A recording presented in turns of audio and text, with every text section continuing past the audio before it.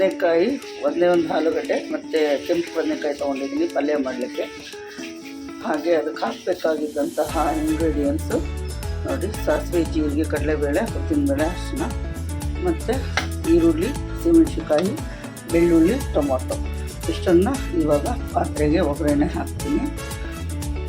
ಈಗ ಎಣ್ಣೆ ಕಾಯ್ದಿದೆ. ಮೊದಲಿಗೆ ಸಾಸಿವೆ ಮತ್ತು ಜೀರಿಗೆ ಹಾಕ್ತಿದ್ದೀನಿ. ನಂತರ ಉದ್ದಿನಬೇಳೆ, ಕಡಲೆಬೇಳೆ ಹಾಕ್ತಾಯಿದ್ದೀನಿ. ಅರಿಶಿನ ಒಂದು ಸ್ವಲ್ಪ, ಅದು ಎಣ್ಣೆಯಲ್ಲಿ ಸ್ವಲ್ಪ ಇದಾದರೆ ಘಮ ಘಮ ಅನ್ನತ್ತೆ ಅಂತ. ಅದ್ರ ಜೊತೆಗೆ ಬೆಳ್ಳುಳ್ಳಿ,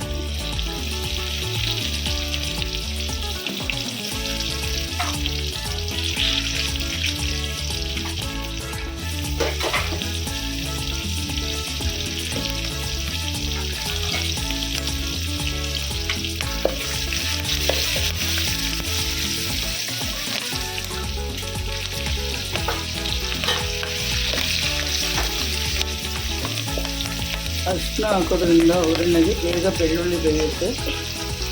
ಹಾಗಾಗಿ ಹಾಕಿ ಅದಕ್ಕೆ ಈರುಳ್ಳಿ,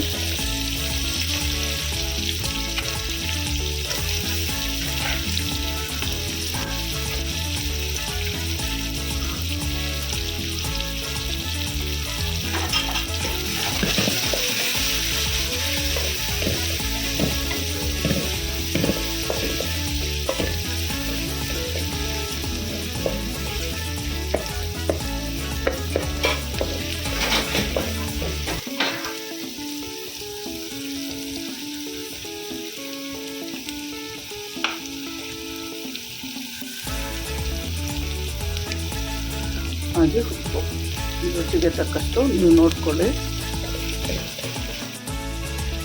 ಉಪ್ಪು ಹಾಕಿದ ಮೇಲೆ ಯಾವಾಗಲೂ ಟೊಮೊಟೊ ಹಾಕಬೇಕು.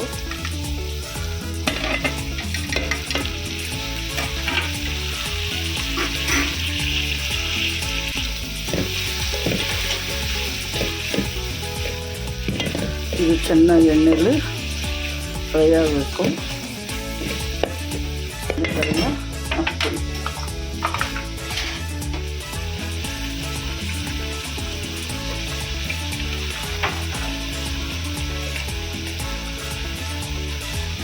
ಇದು ದೋಸೆಗೆ ಪಲ್ಯ ರೆಡಿ ಆಗ್ತಾ ಇದೆ.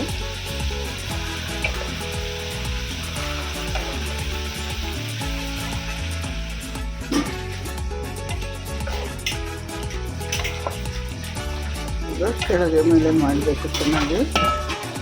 ಅದೇನಾಗುತ್ತೆ, ನಿಮಗೆ ನೀಟಾಗಿ ಕೆಳಗಡೆ ಇರೋದೆಲ್ಲ ಮೇಲ್ಗಡೆ ಬಂದಾಗ ಎಣ್ಣೆ ಚೆನ್ನಾಗಿ ಹಿಡಿಯುತ್ತೆ. ಬದನೆಕಾಯಿಗೆ ಬೇಗ ಬೇಯುತ್ತೆ. ಈಗ ಸ್ವಲ್ಪ ಹೊತ್ತು ಇದಕ್ಕೆ ಮುಚ್ಚಿಬಿಡೋಣ.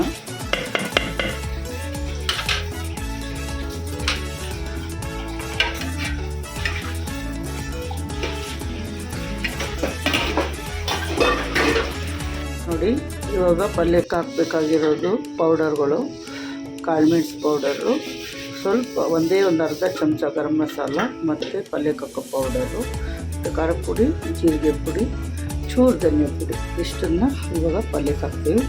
ನೋಡಿ, ಅರ್ಧ ಬೆಂದಿದೆ ಪಲ್ಯ. ಅದು ಇದಕ್ಕೆ ನಾನು ಈ ಪೌಡರ್ಗಳನ್ನ ಹಾಕ್ತೀನಿ.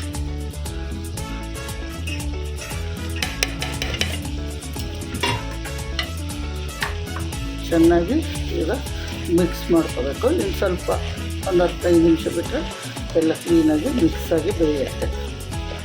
ಇನ್ನೊಂದು 5 ನಿಮಿಷ ಆಯಿತು. ಪಲ್ಯ ಆಗಿರುತ್ತೆ. ಆಗಿದೆ ಅಲ್ವಾ, ಚೆನ್ನಾಗಿ ಬೆಂದಿದೆ. ಕಾಣಿಸ್ತಾ ಇದೆ ಅಲ್ವಾ, ಚೆನ್ನಾಗಿ ಬೆಂದಿದೆ. ಇದಕ್ಕೀಗ ಸ್ವಲ್ಪ ಕಾಯಿ ತುರಿ ಹಾಕಬೇಕು. ನೋಡಿ, ಒಂದು ಸ್ವಲ್ಪ ಕಾಯಿ ತುರಿ ಇಟ್ಕೊಂಡಿದ್ದೀನಿ, ಅದನ್ನು ಹಾಕ್ತಾಯಿದ್ದೀನಿ.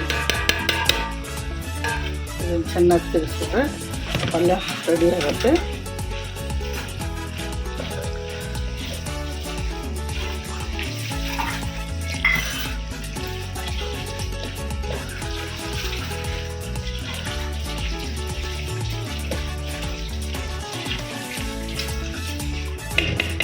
ರೆಡಿ ಆಗಿದೆ ಪಲ್ಯ. ಇದನ್ನು ದೋಸೆ ಜೊತೆಗೆ ಮಗಳಿಗೆ ಕೊಡ್ತೀನಿ ಇವಾಗ. ನೋಡಿ ಈಗ ಪಲ್ಯ ರೆಡಿಯಾಗಿದೆ. ಮಗಳಿಗೆ ಡ್ಯೂಟಿಗೆ ಟೈಮ್ ಆಗಿದೆ, ಹಾಗಾಗಿ ಪಾಪ ಅರ್ಜೆಂಟಾಗಿ ತಿಂತಾ ಇದ್ದಾಳೆ, ಟೈಮ್ ಆಯಿತು ಅಂತ. ಹೇಗಿದೆ ಮಗನೇ? ಸೂಪರ್, ಚೆನ್ನಾಗಿದೆಯಾ? ಬ್ಯೂಟಿಫುಲ್. Okay, thank you.